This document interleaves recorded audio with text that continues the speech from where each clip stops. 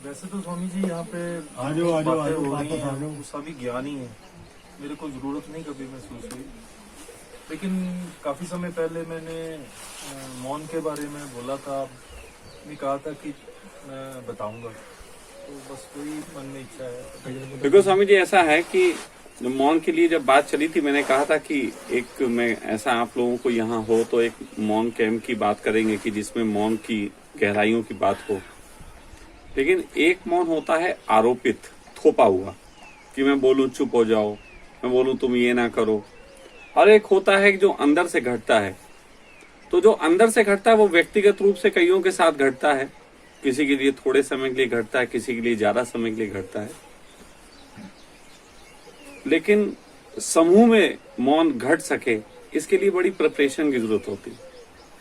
Preparation ये होती है बिल्कुल ऐसे ही जैसे कि आप दूध उबालते हैं, पानी गर्म करते हैं, उसमें अगर थोड़ा सा भी बूंद डाल दो ठंडे पानी की तो दूध बैठ जाता है। तो प्रिपरेशन ऐसी होनी चाहिए कि दूध जब उबलेगा तो उबलेगा, उसमें कोई पानी नहीं डालेगा। और उसके लिए जरूरत होती है कि सभी लोगों का एक दूसरे के साथ बहुत कोऑपरेट, और कम से कम सभी को मेरी बात समझनी और माननी चाहिए। तो मैंने ये बीच बीच में कोशिश करी, कई तरीके से कोशिश करी, कभी काम के नियम दिए, कभी और नियम दिए। तो मुझे लगा कि सब लोग इकट्ठे तैयार नहीं है।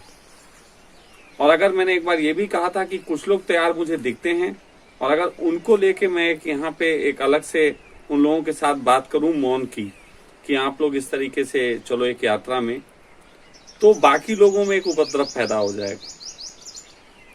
उनको लगेगा कि ये कहीं ना कहीं न्याय नहीं हो रहा। इसलिए मैंने मौन के संबंध में बिल्कुल बात अलग रखी। लेकिन फिर भी एक प्रयोग है, अगर व्यक्तिगत रूप से मौन घटना चाहो आप लोग की, व्यक्तिगत रूप से हर आदमी अपने अपने तरीके से उन प्रयोगों को करे और एक मौन में जाए। मौन क्या है, पहली बात तो उसको समझ लो। मौन है मन का गिर जाना। जैसे आप श्रम करते हो, आप लोगों ने श्रम किया, श्रम करने के बाद आपको एक थकान आती है, शारीरिक थकान आती है। शारीरिक थकान के बाद आप लोग क्या करते हो? विश्राम जी। तो शारीरिक थकान के बाद आने वाली जो चीज होती है वो विश्राम होती है। लेकिन हमारा एक मन भी है, मन जब थक जाता है तो भी हम विश्राम में जाते हैं। मन जब थक जाता है तो भी हम विश्राम में जाते हैं। लेकिन मन कैसे थकेगा? तो इसकी एक विधि तो जो समाज में बताई, जिसका गीता में भी उल्लेख है, वो विधि तो कल ये है कि आप अपने 100% ईमानदारी के साथ जो भी काम करते हैं उसको करें। इवन कि परिवार के साथ, उनके लिए आप जो भी काम करते हैं अपने जीवन में 100% ईमानदारी के साथ करें। और एक सोच तो रखेंगे, फल की इच्छा तो होगी, ऐसा तो नहीं है कि फल की इच्छा नहीं होगी।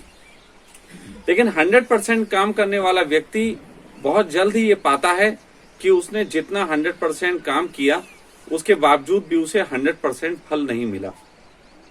इससे आती है विरक्ति। विरक्ति से भी एक मौन घटता है, विरक्ति से भी एक मौन घटता है। लेकिन विरक्ति से घटने वाला मौन अक्सर निराशा को लेके आता है। विरक्ति सब होती है हमें, हम कोई काम कर रहे हैं अपने परिवार के लिए, समाज के लिए, दोस्तों के लिए, पत्नी के लिए, प्रेमिका के लिए, इवन कि आश्रम के लिए 100% ईमानदारी से करने के बाद भी हमें जो रिजल्ट्स की उम्मीद हो, हमें जो फल की उम्मीद हो, वो फल अगर हमें ना मिले तो विरक्ति आती है। वो विरक्ति ज्यादातर निराशा जैसी होती है, इसलिए वो विरक्ति पूर्णता नहीं मानी जाती। इसलिए वो विरक्ति पूर्णता नहीं मानी जाती। लेकिन किसी व्यक्ति को काम करते करते ऐसी विरक्ति आ सकती है कि किसी भी काम का और किसी भी फल की भी कोई उम्मीद ना रहे, ना किसी काम की ना किसी फल की। ऐसी उम्मीद अगर ना रहे तो उस व्यक्ति को जो विरक्ति घटती है वो वास्तविक मौन की तरफ जाती। फिर समझ लेना कि बहुत छोटा सा भेद है, काम करी फल की इच्छा, नहीं पूरा हुआ आई विरक्ति, लेकिन निराशा है वो विरक्ति नहीं होती। दूसरा, काम किया, फल की कोई इच्छा नहीं थी किसी भी तरीके से, लेकिन फिर हालत ये आई कि काम करने का भाव भी गिर गया। तो काम करने का भाव और फल की इच्छा दोनों का गिर जाना एक सच्ची विरक्ति होती है, और उसके बाद भी मौन घटता है। तो हम सब जो ज्यादातर मौन जानते हैं वो निराशा का मौन हमें पता है, हमें निराशा वाला मौन पता है।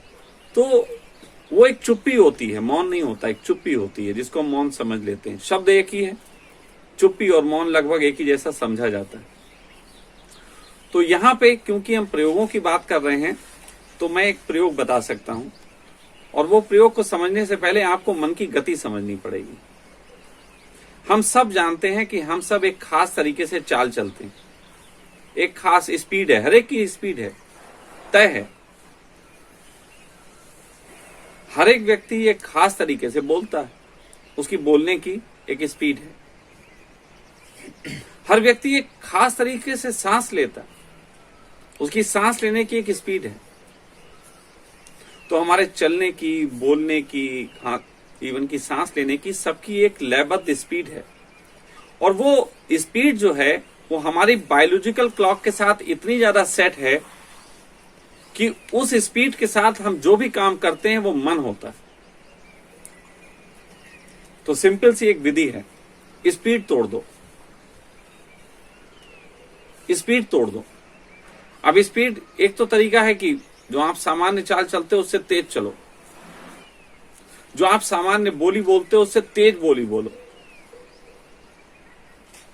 जो आप सामान्य सांसें लेते हैं उससे तेज सांस लो। आप बहुत जल्दी, आपका मन थक जाएगा, मन परेशान हो जाएगा, मन आपके साथ रहना नहीं चाहेगा, मन कहेगा ये कहां हम आ गए, क्योंकि पहले तो वो अलग तरीके के आदमी के साथ रह रहा था।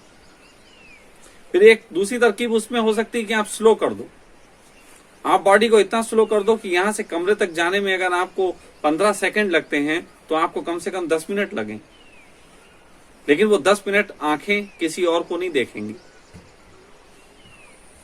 कोई बोले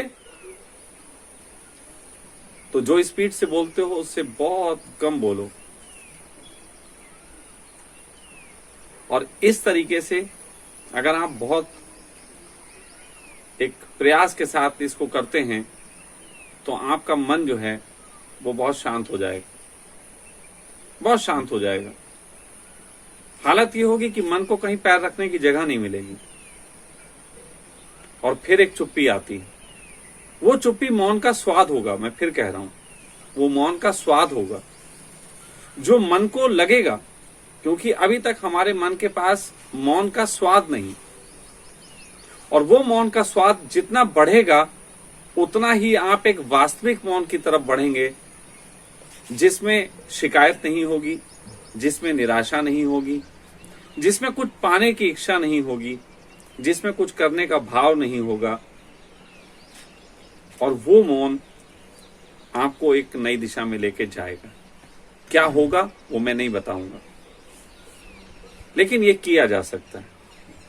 हम सब लोग इसके प्रयोग को कर सकते हैं अगर करना चाहें तो, और अगर सब ना भी करना चाहे तो एक दो व्यक्ति जो भी करना चाहे कर सकते हैं। राजन करना चाहे राजन कर सकते हैं, कोई और करना चाहे कर सकता है। और यहां मैंने फिर कहा, इतनी तो समझदारी इतने दिनों में आ ही गई है सबके अंदर कि कोई एक प्रयोग कर रहा तो कोई उस पर हंसेगा नहीं, कोई उस पर सोचेगा नहीं ये क्यों कर रहा, इवन कि कोई उसको काम के लिए भी नहीं टोकेगा, वो अपना प्रयोग कर सकता है।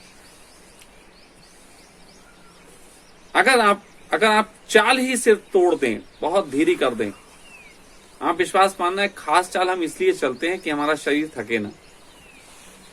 एक खास हम फ्रिक्वेंसी में इसलिए बोलते हैं कि हमें बोलने में सुविधा रहे। तो आप अपनी सुविधाएं तोड़ दोगे तो आपका शरीर बहुत थक जाएगा, टू मच थकेगा। आप यहां से वहां तक जाते हो कभी नहीं थकते। मैं कह रहा हूं ऐसे जाओ कि इतनी हल्की स्पीड की 10 मिनट में पहुंचो, आप हैरान हो जाओगे कि इतना थक गए। 10 मिनट में तो पत्थर उठा के फेंकते नहीं थकते, इतना थक गए। तो ये एकमात्र प्रयोग है जो मैं बता रहा हूं। इसमें आप लोग अपना अपना चुन सकते हो, थोड़ा सा बोल सकते हो कि हम इस प्रयोग को करेंगे, और 2 दिन 3 दिन का समय लो, ज्यादा एकदम ये नहीं कि इसको ओवर करो।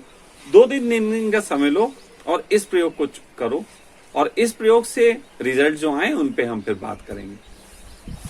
तो अभी मौन के ऊपर मैं बस इतना ही कहूंगा कि इस तरीके से हम एक मौन का स्वाद चखने की तरफ यात्रा कर सकते हैं।